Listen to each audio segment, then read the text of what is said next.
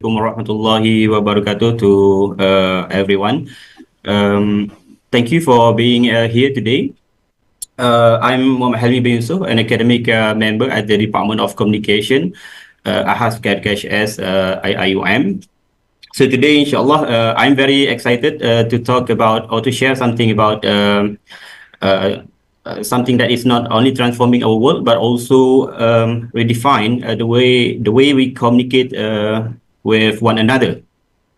In this session, I will explore into what the definition of AI and how AI being integrated into communication and how compatible it is with the Islamic principles and values.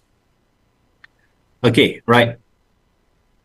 So before we talk more about the AI itself, let us go back a little bit and focus on this basic concept of communication. I know maybe some instructors had discussed about this concept before, but just to refresh everyone's understanding about communication. So this is the basic concept or classical concept of communication. Being introduced maybe more than 60 years ago. So in this basic model, usually we will have these five elements, which is the sender, and then the message itself, and the medium. And after that, we have the receiver and then the feedback. Right. So if you read the definition of communication there, it is about a process. Okay. It is a dynamic process of information, idea, thought, or feeling that is being sent, that occurs or take place between individuals, groups, entities through a common symbol, signs, and behavior. But nowadays, since we have equipments, tools, machine to aid our communication, then we have another discussion when it comes to the basic definition of communication. Now we have what we call as computer-mediated communication, CMC, right? Where we use or employ a machine to enhance our communication. So AI itself, the topic of AI in communication usually will be discussed under the topic of computer-mediated communication, as artificial intelligence itself is a part of a system in computational technology. Okay, so here I would like to highlight again about the importance of communication to us as a Muslim and as a human being. As a Muslim, I think we can look back at the first ayah or the first verse in the Quran, which is A'udzubillahi minasyaitonir rajim, Iqra bismi rabbikal ladzi khalaq. Right, so that is the first verse been revealed to our Prophet Muhammad sallallahu alaihi wasallam. So the word Iqra itself contains the element of communication, right? Because it is about it derived from the root word of qara'a. So reading. So reading here maybe it's not only limited to reciting, reading the Quran, but also in it also involved in analyzing, observing, and also contemplating the Quran and other texts. So when it comes to other texts, it may emerge in the form of our experience, our observation on our own experience. On other things, the creation of Allah Subhanahu wa Taala in the natural form, right? So if we look at the benefits that we may reap if we learn and understand communication here, there are many of them actually. But I only highlighted some of them here. The first one, it may help us to form an understanding with others, right? This is a very encouraged in Islam, as Allah mentioned in Surah Al-Hujurat, verse 10. The believers are but brothers, so make settlement between your brothers and fear Allah that you may receive mercy. So in order for us to gain mercy from Allah Subhanahu wa Taala, we must create that understanding between us, between our brothers and sisters. And how to create that understanding? That understanding could be created and maintained through clear and good communication activities. Right? For example, if we have problems or issues with our brothers and sisters, so we can use our communication skills and knowledge to solve that particular problem or issues. Also, communication could strengthen our relationship, drive collaboration. Nowadays, we are living in an integrated world, right? As some may put it as we are living in a global village. Nowadays we can communicate with each other in a more easier, in an easier way, right? I can talk to my brothers who live in Canada right now, and I can share my activities with them anytime that I want, right? So as if we are living in the same village, right?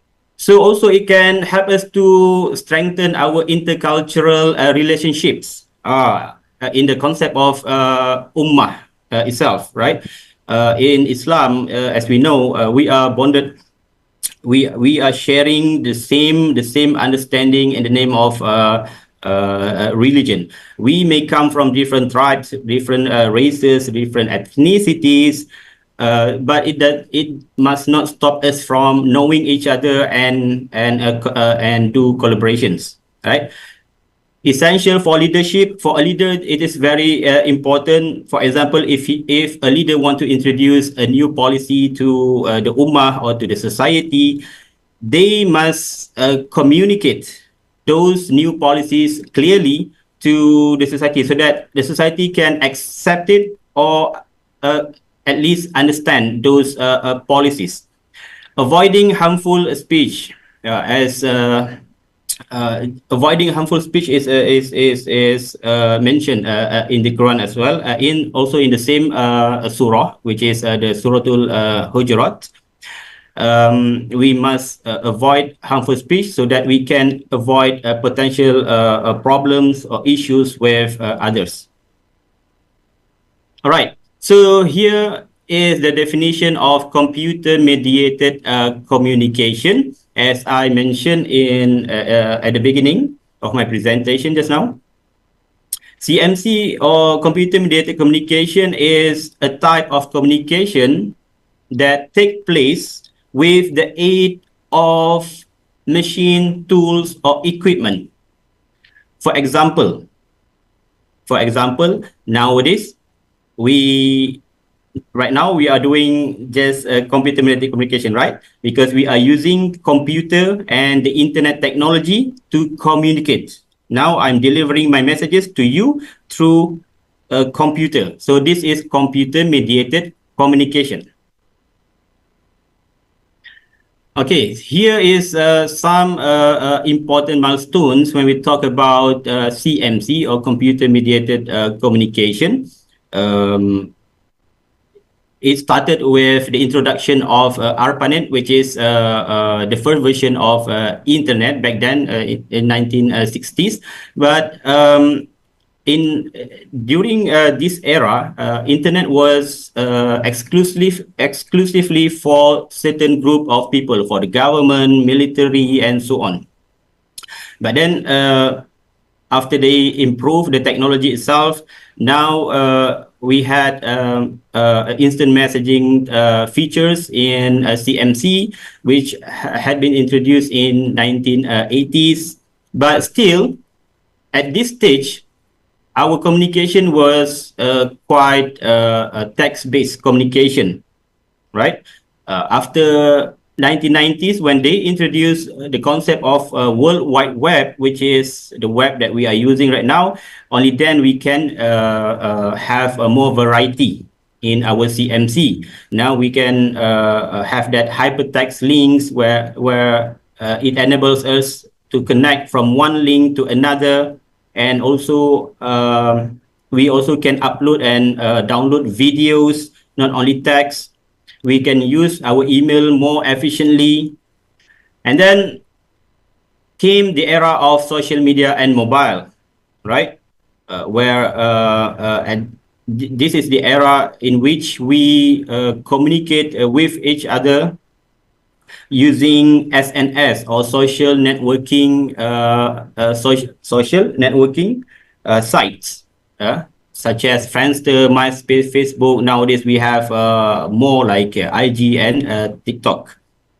And then the latest development in CMC is AI-driven platforms. We have so many platforms or applications nowadays that has the AI features. I'm sure ChatGPT is one of the most popular platform nowadays, and even ChatGPT has, I think, the strongest role in changing our perspective or perception toward AI, right? After 2022. Okay, so what exactly is this AI? So if I want to make it easier for all of you, it is about we human being teaching and training machine to think and act like us. So that is the simplest definition, I think, because if you Google it, or if you read from any journals or articles or books, you may find different type of definition of AI, but all of those definition actually they share the same fundamental element, which is teaching the machine. Okay, that is the main characteristic of AI. So this system can perform tasks that typically require human intelligence, such as reasoning, problem solving, decision making, understanding natural language, and recognizing patterns. I would like to give you another simple example. Okay, I believe maybe some of you here have the experience watching the Doraemon cartoon, right? The Doraemon cartoon. Actually, Doraemon can give us a lot of ideas about what does AI means. You know,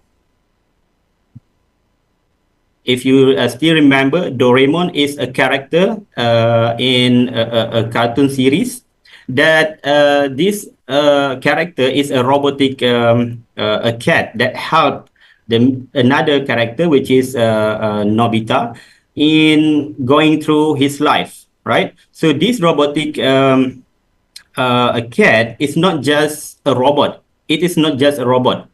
It can do what Nobita does, and at the same time, it provides helps and assistance in many situations and conditions. For example, if Nobita is having a trouble with his friends, he will contact or he will let the Doraemon knows about it, and he expect the Doraemon will provide a solution for him to overcome the problem. Right. Okay. But here, AI, in order for us to enable AI in our machine, we cannot get rid from installing or from creating the right algorithm. Algorithm serve as a blood for the machine. Without algorithm, it is maybe impossible for us to have AI or machine learning as we use nowadays.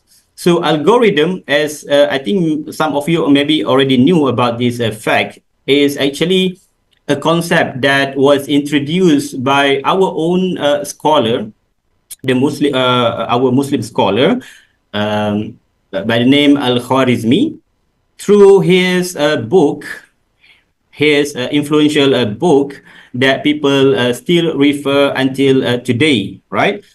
So this book explained about the concept of algebra. right? And the term algorithm itself is actually derived from his name. So at the beginning, they call it algorithmy. Until today, now we have algorithm. So the algorithm itself is if we want to know more about algorithm concept, it is can be understood as a rule that we use in achieving something. That is a broad definition of algorithm.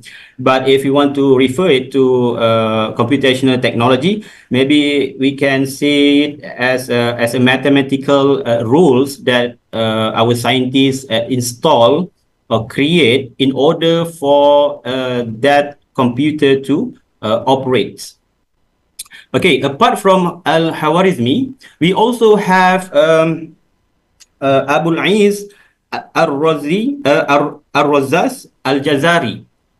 Okay, so the contribution of Al-Jazari in computational technology also cannot be um, forgotten, because Al-Jazari contributes to the concept of automation that we use in many robotic technology nowadays, right?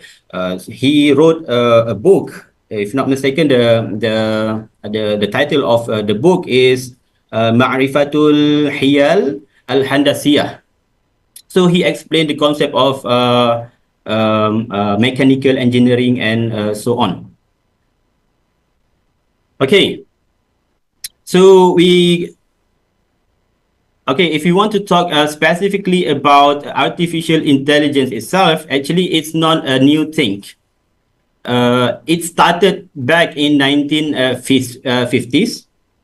Okay, 1950s, where there was a scholar named John McCarthy. Okay, John McCarthy introduced this idea in one conference, Dartmouth conference in 1956. So this is the first time our scholars started to discuss about the concept of artificial intelligence. Okay, then move on after that. In 1980s to 1990s, there was one significant event that marked this era. There was one event where IBM, a computational technology company, produced a machine named Deep Blue machine. So Deep Blue machine has been put to have a chess game. Okay, a chess game with a chess champion at that time by the name Kasparov. And surprisingly, Kasparov had been defeated by this machine. So this single event had impacted the way our scientists look at the potential of the machine. Actually, for some, the machine can surpass the ability of human being in thinking and reasoning. All right. And then after that, they introduced the concept of deep learning, which provides more sophisticated and complex type of learning. All right. So maybe some of you may not be clear with the flow of this development, but I think this Venn chart or diagram may help us to understand the concept of artificial intelligence in general, because artificial intelligence is a very broad topic and technology. So I only discuss the concept of machine learning here. There are many other type of AI actually. I just want to focus on machine learning because this is the most popular. I believe this is the most popular type of AI that we use nowadays, especially after the introduction of generative AI. Right? I think many of us here are using it in different platform. We have Chat GPTs. We have Copilot, we have Gemini, and many other platform, right? Okay, Machine learning. What is this machine learning? It enables the system to learn and improve from experience without being explicitly programmed. So unlike our conventional calculator, right? Machine learning computer can help us to explore the thing that we don't expect to know or to have, right? For example, in calculator have to depend on our data, solely on our data, based on the mathematical concept or rules that being installed by the manufacturer. But in machine learning, it can do more than that. It can do more than that. Sometimes it doesn't need it doesn't really depend on our data on our input all the time. Sometimes it can work by itself. So this is what we call machine learning. So machine learning is one of the techniques that we use in AI technologies. As I said just now, but for this presentation, I just want to focus on machine learning itself. Okay, so deep learning is a subset of machine learning. So it is under the topic of machine learning. But in deep learning, as I mentioned just now, it provide more sophisticated system that allow our machine to learn more and to be more accurate in providing the output, right? So it depends on neural network, include an input layer, at least 3, but usually 100 of hidden layers. As you can see in the picture, the basic machine learning only have 1 layer, but in deep learning, it has multiple layers. So these multiple layers enable the machine to produce more accurate output than the machine learning, the basic machine learning concept. So the dots that you see in the diagram, we call it neuron. Okay, neuron. One unit, one circle represent 1 unit of neuron. So that's why we call it neural network. So the scientists, the IT scientists, and other type of scientists and engineers, they create these neural networks based on our human neural network that we have in our brain. So they just copy it, and they try to make it work as if it is like a true or real human brain. Okay, there are 4 types of machine learning. The first one. Okay, so this is the process of machine learning, how they train the machine before they provide it to us. Okay, before they provide the platform to the end users, us, which is us, they already train the machine by providing tons of data from thousands of or maybe millions of sources, right? So after they train it for some time, only then they release those platforms. So that platform will interact with our data. Like for example, ChatGPT. We ask the ChatGPT what is the best learning system in the world. We ask the ChatGPT. So ChatGPT will integrate the data, the predetermined data with our new data. Then it will process the data through different strategies and different methods. Then we will get the output. So that is the basic process of machine learning. So there are 4 types of learning. The first one is supervised learning, which rely heavily on labeled data. So they give, before they release the platform to us, the scientists already label the data that will work with us later on. For example, we can use it in predicting house prices. So those data may consist of the size of house, location, and etc. The second type of learning is unsupervised learning, which is involve unlabeled data. So this model identify pattern or clusters within the data. For example, customer segmentation in marketing. So this doesn't require label data for the machine in order for the machine to produce a meaningful output. Okay, then we have semi-supervised learning, which combine the labeled data and unlabeled data.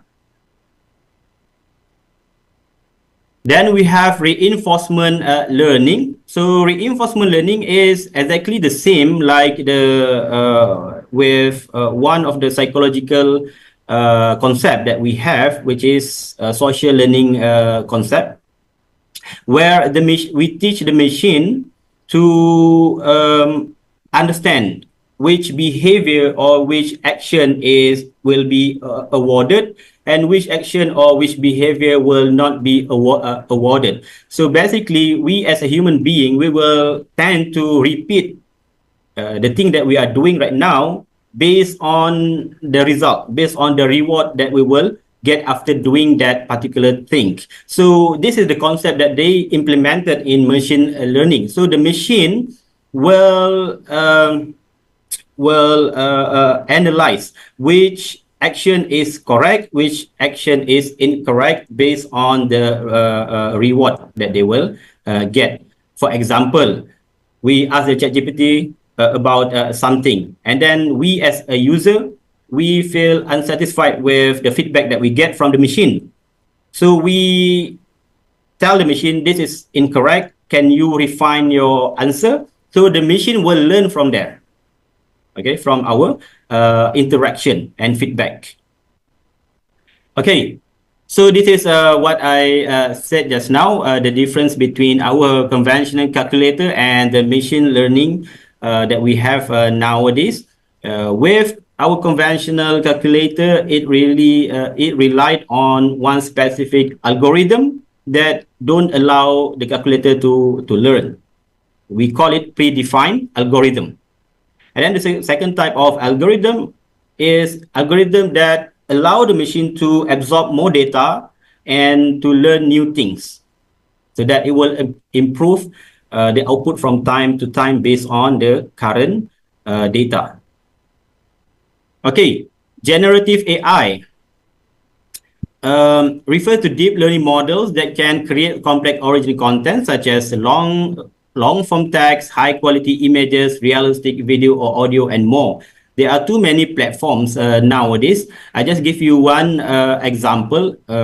We have Adobe Photoshop that can help us to create a good image out of nothing. We just enter our input, and then the machine or the software will produce one new image for us. So this application has simplified the actual process that we had in the past. In the past, because I am a designer myself, in order for me to produce or to create one new image, it takes me maybe hours. Only then I can produce one new image, a good one new image. But nowadays, I can cut off all those processes. I can produce this new picture within maybe seconds or minutes. So in this, I think in this context, it has simplified many things, especially when we want to generate something new. Even though it's not sometimes perfect, but we can adjust here and there to make it a more perfect output. Okay. Application of generative AI, as I said just now, there are too many nowadays that we can use in our communication. For example, in text generation, we have open AI's ChatGPT. Now we have ChatGPT 4, which is a very sophisticated platform that can be used. Many people use it, lecturers, engineers, students, researchers, preachers. Image and video generation, we have many as well. DALL-E, Midjourney, Runway, And even nowadays, even though we don't really know any single musical notes, but we can produce or create our own music, right? Okay. Stages of AI. There are many. There are at least three major stages of AI. The first one is what we call narrow AI or weak AI. This is the stage that we currently at nowadays, right? The ChatGPT. Some people they are very excited in using ChatGPT, and they are very fascinated how this platform can change a lot of things in their life. But actually, this is just the beginning stage of AI. This is the current stage. They excel at those tasks but cannot generalize their knowledge or skill to other domains. So this particular type of AI or all platform that has been produced in this at this stage can only focus on one specific task. For example, ChatGPT, once again, ChatGPT can only produce based on one specific task. For example, we ask that machine, we enter our input in ChatGPT about, we ask the ChatGPT about a food. So it can only respond to that particular question, which is about food, right? But later we will talk more about strong AI. Strong AI, unlike narrow AI or weak AI, strong AI can do multitask. It can give us textual output. At the same time, it may give us visual output at the same time, concurrently.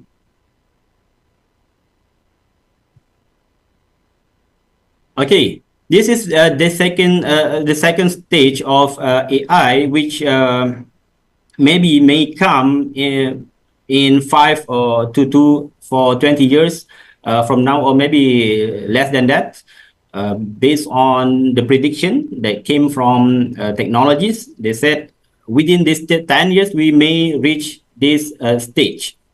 AI system with human-like cognitive ability that can perform any intellectual task a human can do. General AI can reason, learn, adapt, and apply knowledge across various domains. As I mentioned just now, this type of AI will, if not surpass, it may compete with human ability in different areas: reasoning, learning, adapting, and others.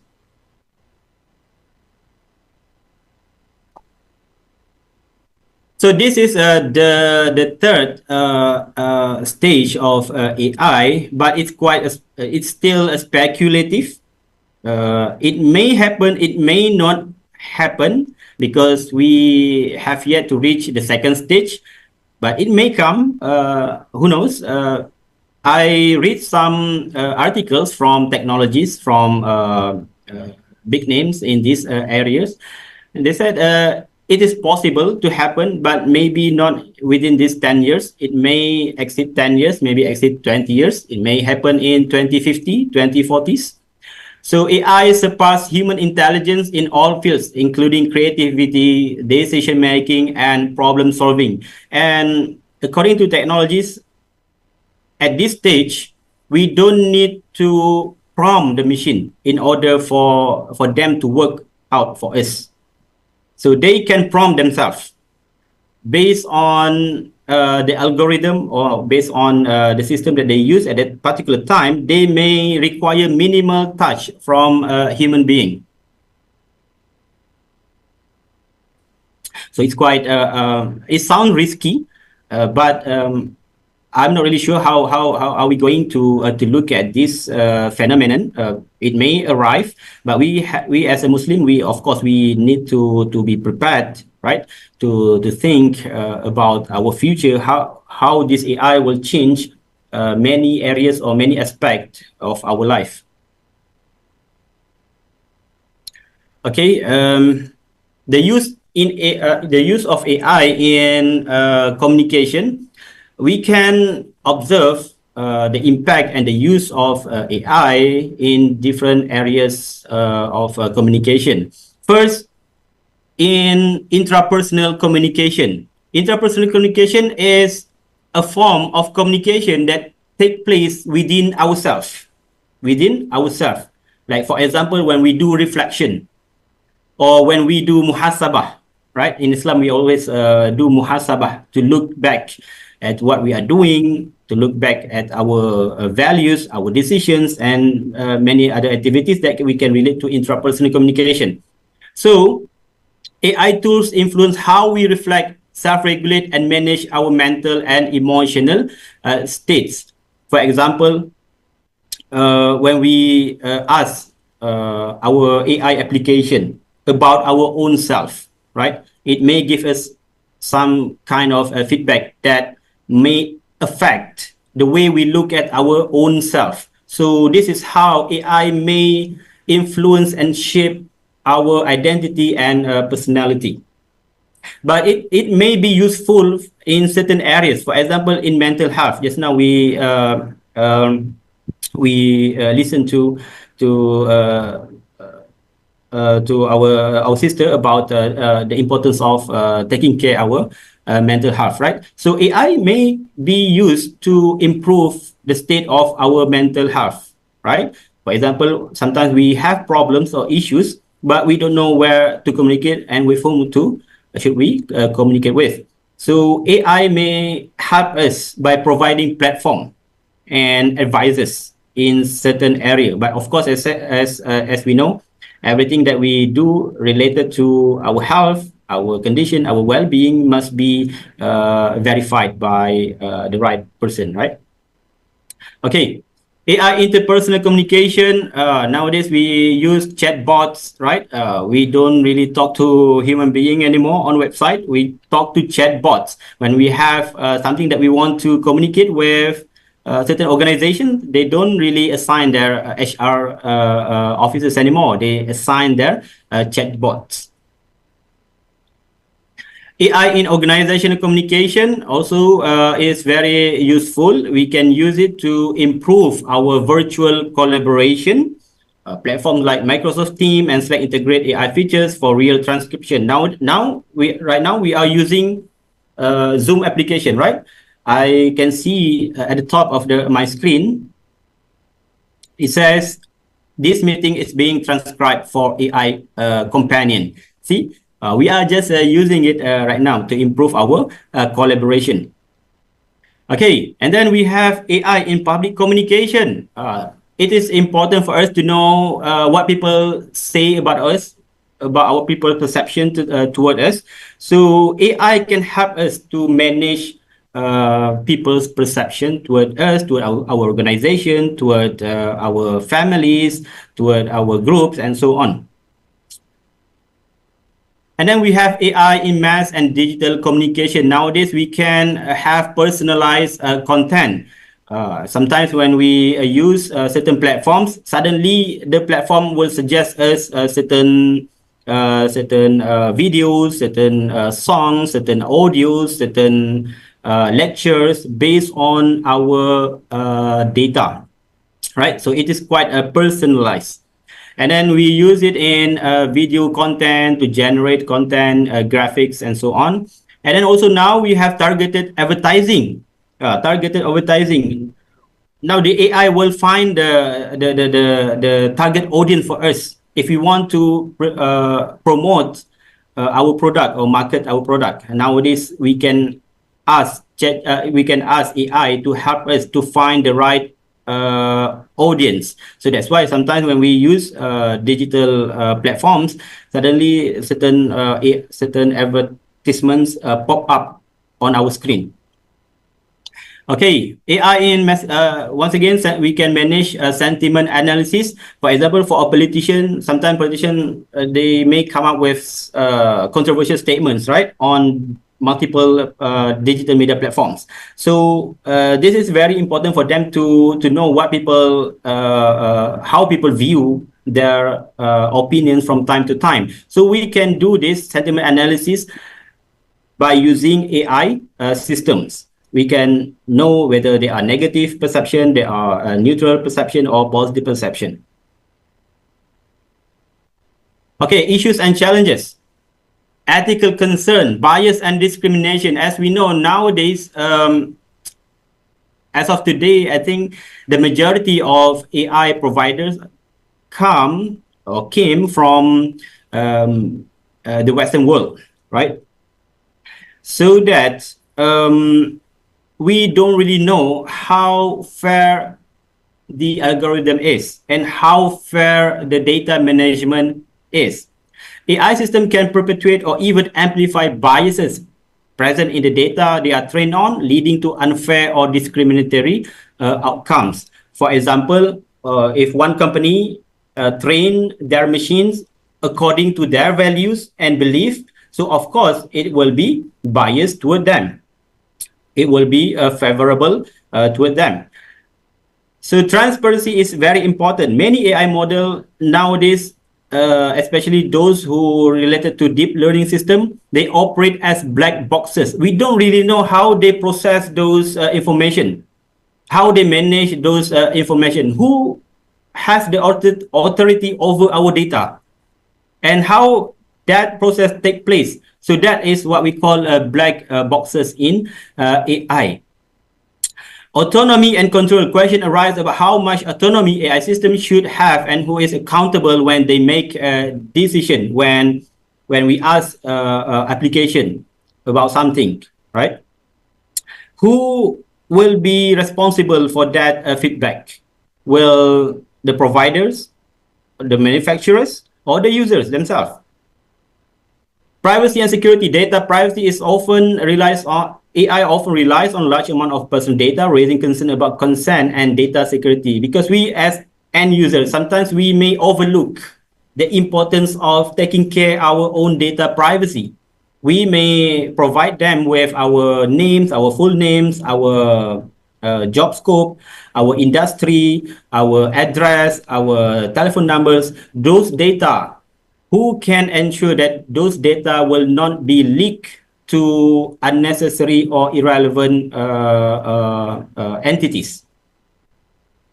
Okay, misinformation and manipulation.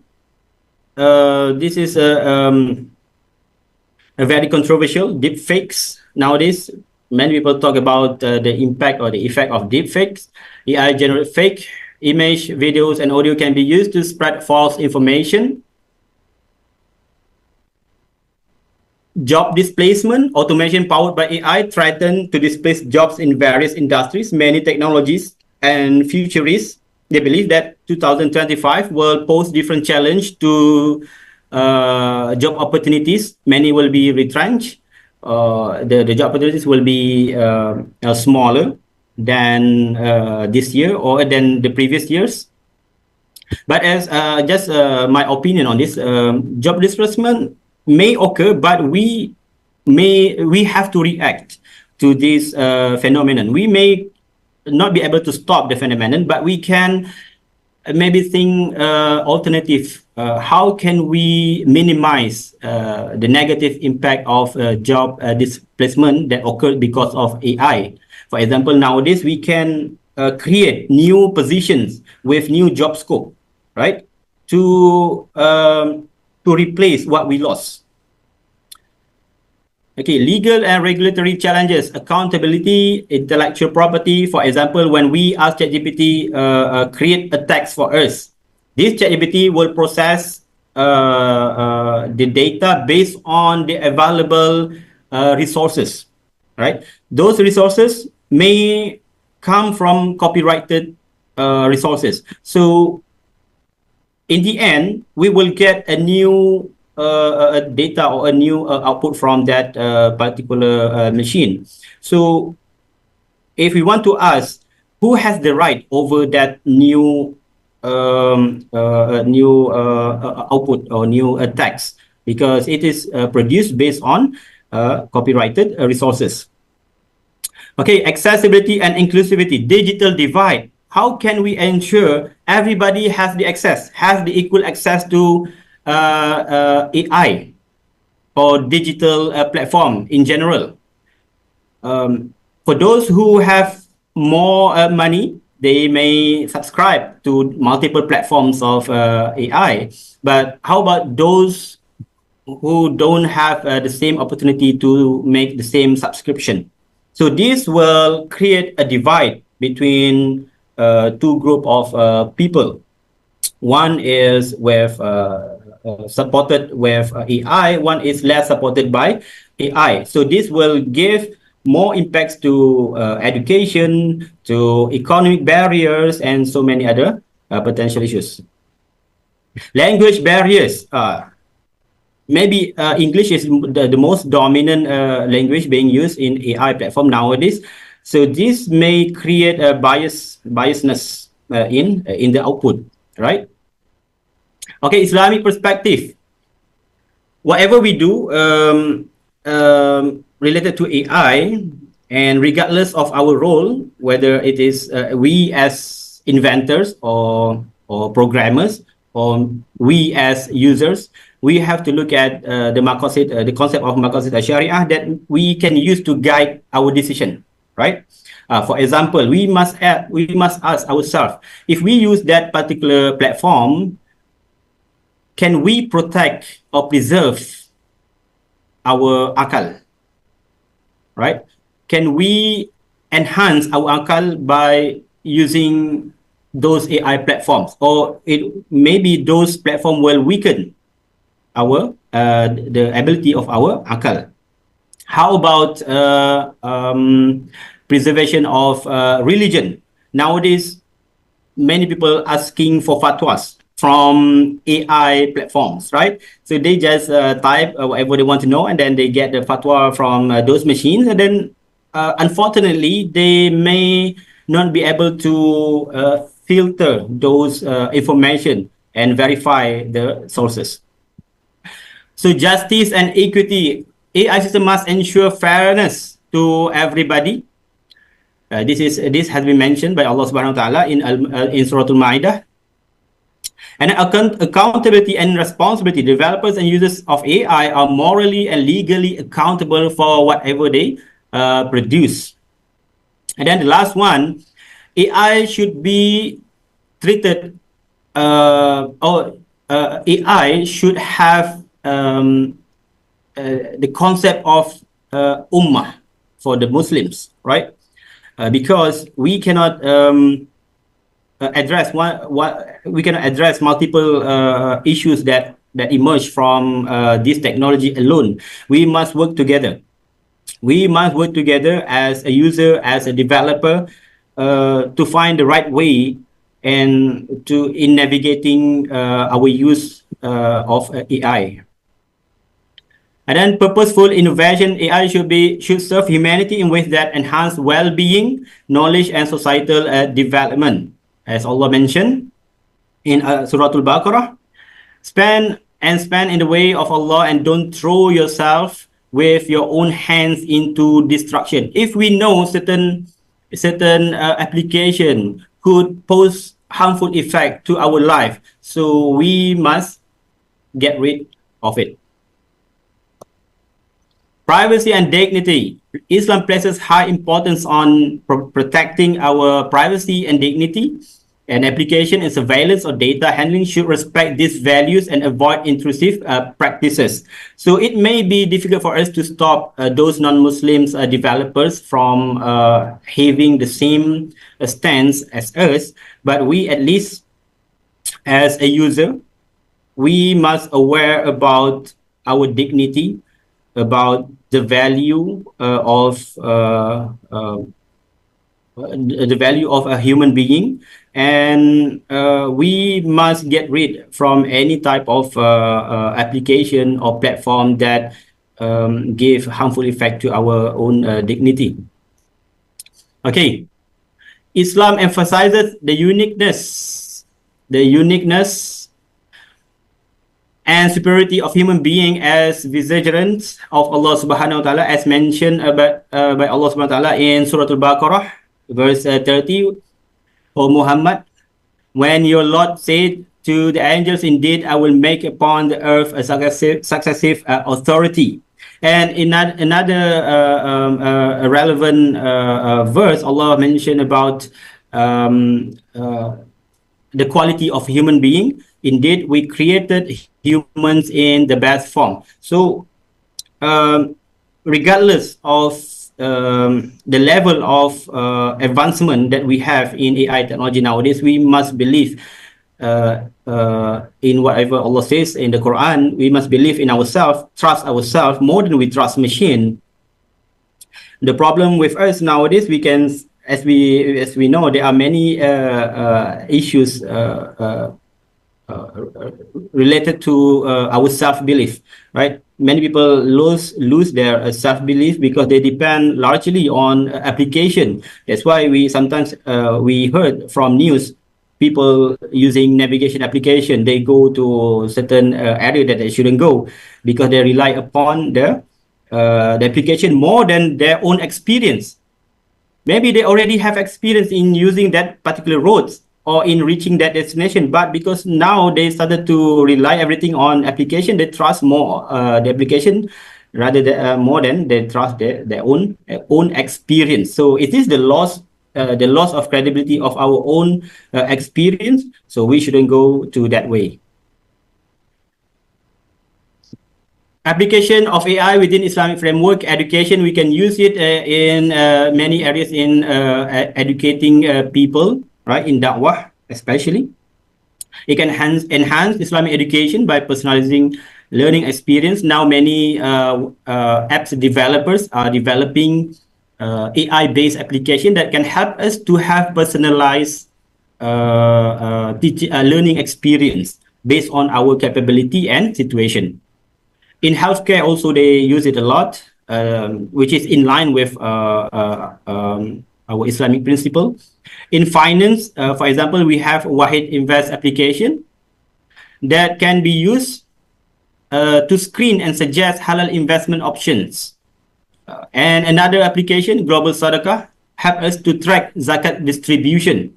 So this help us to manage our finance in a more effective and efficient way.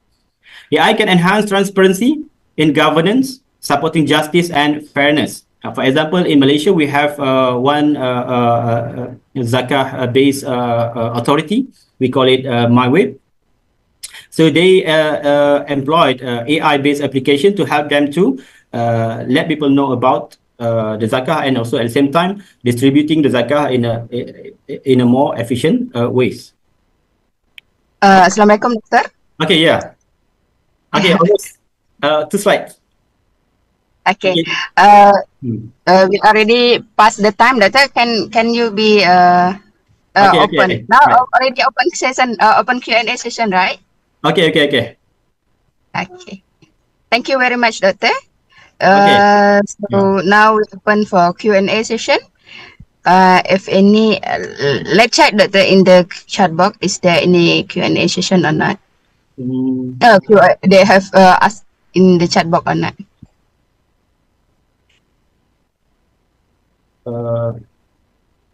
How to see it? Can you see the chat box, Doctor? Okay, now.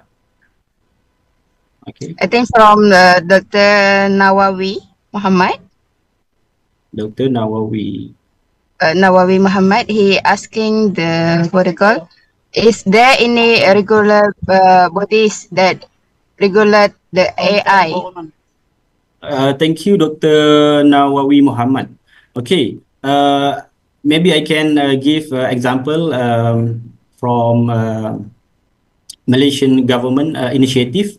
Recently, they launched what they call as AI Office Malaysia, which serve as a central platform for different type of authorities to work together in developing and governing AI activities in Malaysia. It is still at early stage, but I think this is a very good initiative by the current government because to govern AI require different kind of expertise, different kind of specialization. So this platform enable us to gather our expertise and knowledge in order for us to have a good AI rules, guideline, and activities. I think that could be a very good beginning for AI use in Malaysia, especially. Does AI have to hack into all websites to get the data and information needed? As far as I'm concerned, there are some platforms that are open sources. They are open sources, which means everybody can go to those platforms or websites to get the data. But what AI can provide is insights behind the data. Sometimes we can look at the same data, look at the same websites, but we don't get the values behind the data, right? So that is which is a very important use of AI in this context. But it goes back to your question just now. I think most of the data come from open sources, especially in Malaysia. I think we don't have a specific regulation that kind of force people to provide any data to anybody, right? For those platform which employed the closed data platform or policy, they may ask kind of application. If, for example, if I want to get the data from one particular platforms, right? So I have to ask them formally to get, in order for me to get the data. If they, then this is up to them if they want to allow us or not. This, which is based very much based on their policy. Sometimes they may allow us to get the data, sometimes may not, right? Yesterday, I attended one conference and there was one company that handling big data analytic services. So this company said sometimes they may get the data, sometimes they may not get the data. But if they know they are dealing with a body or entity that don't practice open data sources, then they have to submit application asking for their permission to get the data from the source. Can we see? Okay. Any other questions? Because